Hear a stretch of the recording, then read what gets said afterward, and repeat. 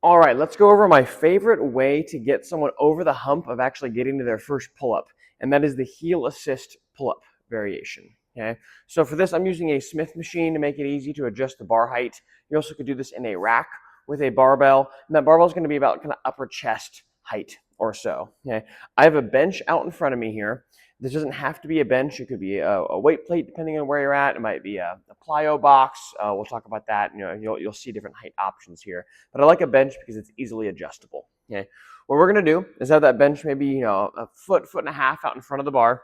I'm gonna get my hands a little wider than shoulder width. Okay. I'm gonna pull my shoulders down and engage my lats, just like I would at the top of a pull-up, even if I was freestanding. Okay.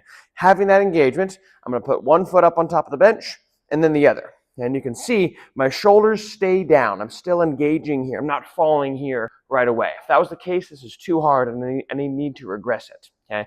But say I can keep my shoulders down and my lats are engaged. What I do now is I control myself all the way into a full hang at the bottom.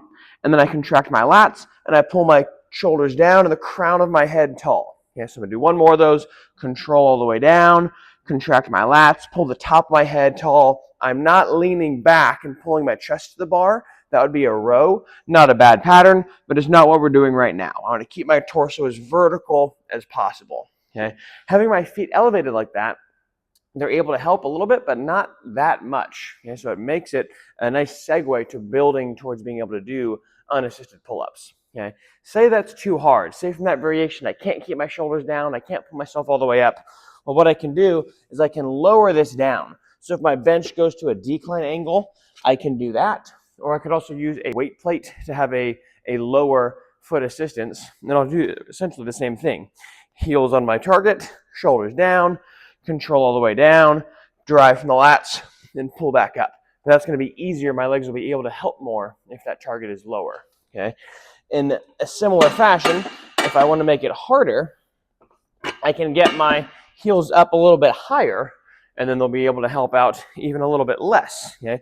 As it gets higher, you might need that target a little farther away, but same thing, heels up there. Goal is that my torso is still pretty vertical. I don't fall this way. I keep my torso vertical. I keep it as vertical as I can.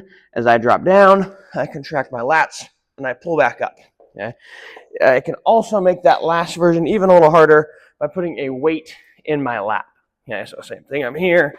My legs come up here, and then I control all the way down, and I contract those lats, and I drive back up. And as you can see, I'm starting to work pretty hard there. That last version with the, my bench is here about 15 degrees or so. That's about a knee height target, maybe a little bit higher. That version with like at 10 pounds feels pretty dang similar to a pull-up. And why this works so well as a assisted pull-up variation to help people actually get their first pull-up is the skill of moving myself around a bar is a little bit different than pulling a bar towards me in a pull down. So there's just a little more transfer to that specific skill that you're trying to get good at. Okay, so again, big takeaways: shoulders stay down, drive from the lats just like you would in a pull-up, and then find a height option that makes it challenging for you. And then lastly, keep your torso vertical as you can. Some people will kind of turn it into a row. Again, not a bad pattern, just not what we're working on right now. Okay, enjoy.